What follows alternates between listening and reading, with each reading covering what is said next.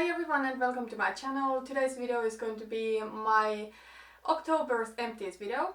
For the past few months I have been filming top 3 and bottom 3 empties, but this time I wanted to film all of my empties because I finished so many holy grail products that I just couldn't pick my top 3 from these. And also I really didn't finish products that are really bad in my opinion. Like some products I necessarily wouldn't repurchase for one reason or another, but nothing that I really disliked. Let's just get into it and let's start with makeup.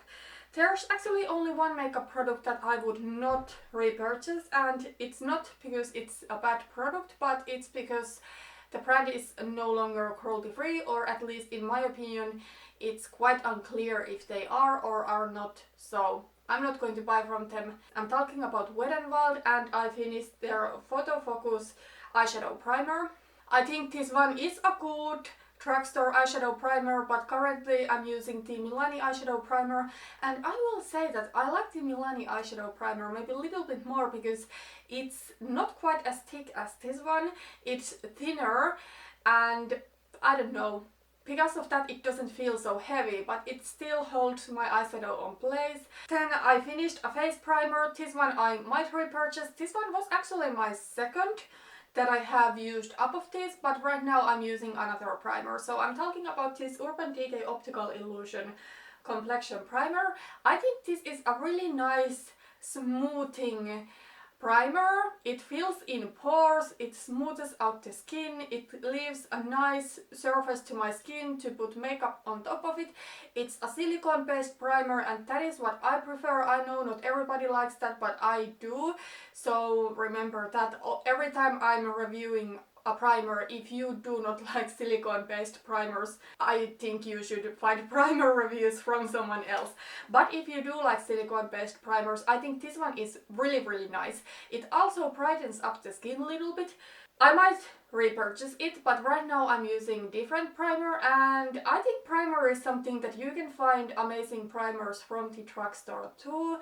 So that's why I'm kind of a little bit hesitant if I'm going to buy this again or not. I don't think there's anything wrong with this, and I do really love the packaging. It becomes in an airless pump and it's really good, but it's just like NYX puts out good primers. I'm using currently the Angel Veil primer from NYX, and then ELF has amazing primers, so I just don't know if this is for me quite worth it when I can get really amazing primers for so much a lower cost. If you have been following my 19 in 2019 Project Pan, you already know that I finished my theBalm Mary-Lou Manizer, and it is all gone.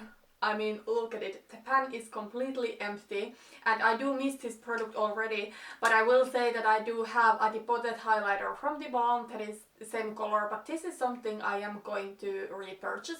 I have read about this highlighter over and over in my 19 in 2019 update video, so I don't want to be too repetitive, but I will say that I'm going to repurchase this. In my opinion, this is a perfect kind of like golden warm champagne color highlighter that works for me no matter if I am my palest or if I have tan.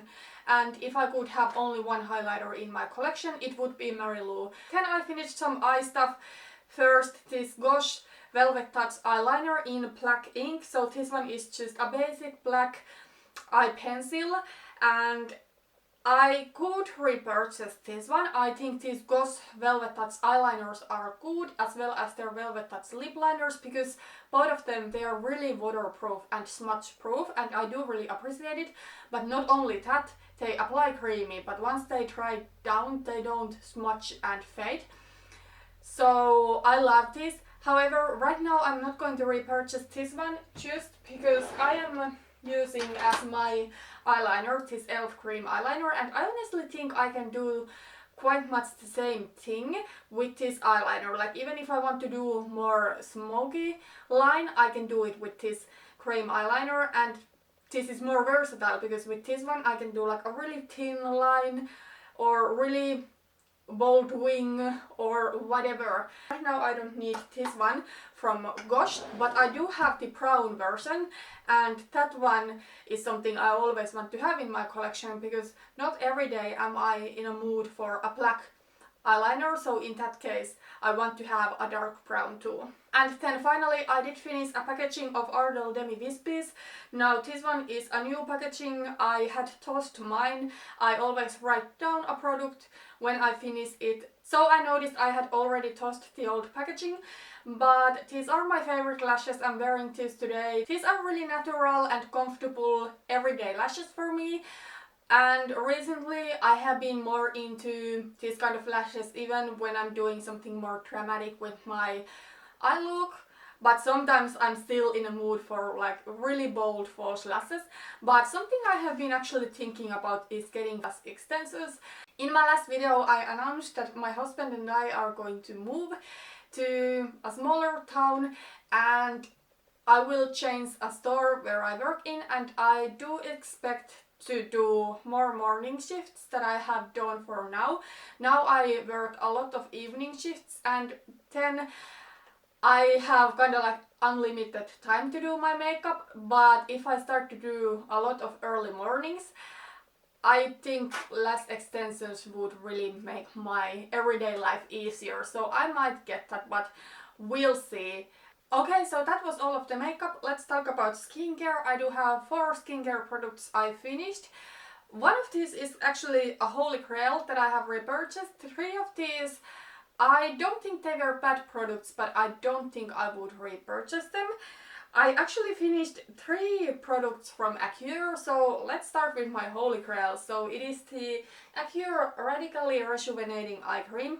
I have used this stuff for years now. I just think this is so good. It's creamy and moisturizing, and that is what I want from an eye cream. I don't like anything that is like gel, and I don't really care if an eye cream promises to brighten my under eye, because I personally don't believe that it will. Like, I will leave that to my Tarte Shape Tape. And yeah, this one is just like nice, moisturizing, creamy, and the packaging is really huge. There is actually 30 milliliters in this packaging, so 1 fluid ounce, and I think that's quite much. This is what I have used for years, and I don't see any point in changing that, and I have already repurchased this one and I'm using the new one already. Then I have another product from this Acure Radically Rejuvenating line. So this is their cleansing cream from the same line, and I wasn't the biggest fan of this one. I think it was okay and it was totally usable. As you can see, I did use it up, but I wasn't the biggest fan because I don't like the way this smells. This one has like a really strong kind of like minty scent, and this says that it does have olive oil and mint in it, and honestly I don't know if those ingredients are that good for your skin, so it's not something I would repurchase. But I do use a couple of other cleansers from Acure. In the morning I wash my face with the Acure Incredibly Clear Cleansing Clay, and then in the evening I wash my face with the Acure Seriously Shooting Cleansing Cream that is like unscented and really gentle. Acure skincare overall is really affordable. I really do like that because I wouldn't want to spend like hundreds of euros to skincare in 1 month, because cleanser is something I run out of quite quickly, so I don't want anything too expensive. And then also the pH of the Acure cleansers is good for your skin, so that's important for me too. The last product from Acure that I finished is this Seriously Soothing Biocellulose Mask. This one I don't think I want to purchase again, because I honestly don't see any benefit of using a sheet mask for myself, and I think it's kind of like unnecessary waste for me. I just don't really see a benefit of using something like this. I would rather have those ingredients come from serums or something that I apply multiple times a week, if not daily, than in something that I apply on my face like once in every couple of weeks. And also I think sheet masks can be a little bit expensive. These biocellulose masks from Acure are over 4 euros, so that's a bit much. I don't want to spend money to something like that when I could get the actual serum with the ingredients. So not going to repurchase this one. Okay, then the last skincare product I finished was this MuruMuru vitamin C serum. This is from a new Finnish brand. I think this serum was okay. I don't know if I noticed a huge difference in my skin. I don't think I'm going to repurchase this one just because, you know, the packaging doesn't say and the website doesn't say, and there's just no information like how much there is vitamin C in here, and I think that's kind of like a crucial information. So because of that, I would most likely try vitamin C serum from The Ordinary in the future. Anyways, those products are more affordable. This one was almost 30 euros. Like, yes, it was nice, but I honestly, when we are talking about active ingredients, I want to know how much is in the product. So won't repurchase this one. Anyways, right now I'm thinking of taking a break from vitamin C just because I'm planning on introducing retinoids or retinols to my skin. I still need to do more research on that. I'm probably going to try something mild from The Ordinary first. Okay, then this time I do have a lot of holy grail hair care products to share with you. I mean, sometimes it happens that when you finish products, you finish all of them at once, and I feel that happened for me with hair care. Like, all of these products I have already repurchased. So yeah, let's just go through this. Well, I finished my Bleach London Silver Shampoo. This is just the perfect vegan silver shampoo. It makes my hair so cool toned, it takes all of the yellowness away. It's just as good as the fudge one, but unfortunately the fudge one is not vegan, and I was struggling so much to find the perfect cruelty-free and vegan silver shampoo until I found this one. And also this one is really affordable. I do have the 250 milliliter bottle over here. I believe this one was like £7 or something like that, and then the 500 milliliter bottle was £10 at Cult Beauty. Something I will say is that with any silver shampoo, if you really want your hair to stay cool toned, you will need to use silver shampoo often. So what this means for me is that in every 2 washes I wash my hair with silver shampoo, and that is really drying to your hair. So that's just something you need to consider if you are going for platinum blonde. It won't stay platinum blonde unless you are going to use those products, and most of the time silver shampoos are really drying. But for me, platinum blonde hair is just the only hair color that I really feel myself in. I have tried so many hair colors, like honestly I have had everything from platinum blonde to golden blonde to red and to blue and to black and to all colors of brown.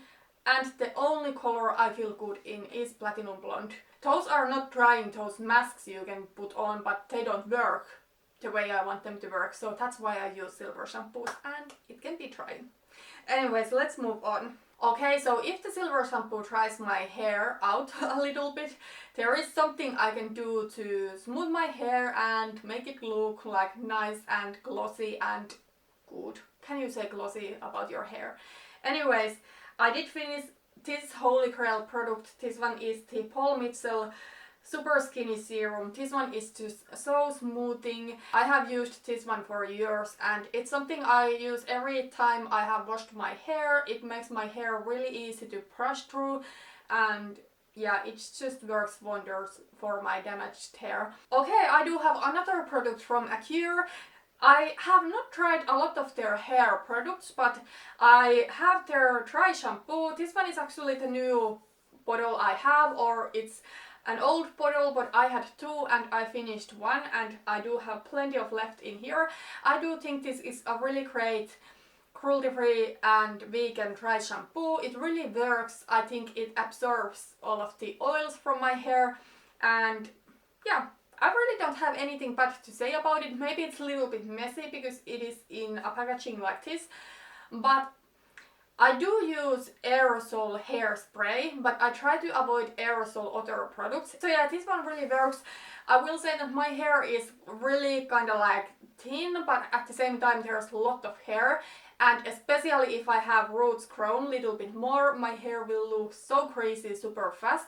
But with this one I can go with one more day without washing my hair, but overall I'm not somebody who would go without washing their hair like for multiple days. Then there is one more product that I finished, and this one I also repurchased. This one is my holy grail. This one is really amazing. It is from a brand REF. This brand comes from Sweden and it is cruelty free and vegan, more natural brand. It's not like completely natural, I think, but they are on the more natural side of hair care, and I just really do enjoy this product because it's not like completely matte and it doesn't make my hair look kind of like hard, and that's something I really dislike in a hairspray.